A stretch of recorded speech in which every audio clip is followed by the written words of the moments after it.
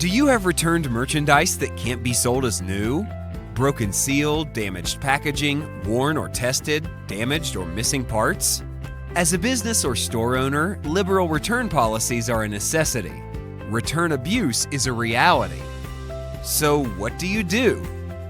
eBay it? Too time-consuming. Storefront sale? Don't even have a storefront? Meanwhile, the returns pile builds. This part of e-commerce business can be frustrating.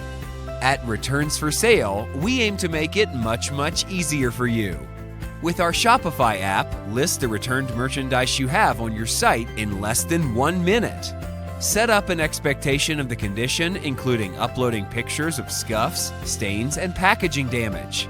Then let it drip in price daily until it sells. You can even set a custom drip rate, like 1%, 2%, or even 10% per day, but it will never go to zero. Then it's gone. Once your product is sold, you no longer have to worry about editing anything in Shopify. The product page is created and will be deleted when sold automatically. Don't let your return sit there or go to waste. Sell it again in any condition. Let the market find the price. You can even use the app to liquidate demos or just slow sellers. It works!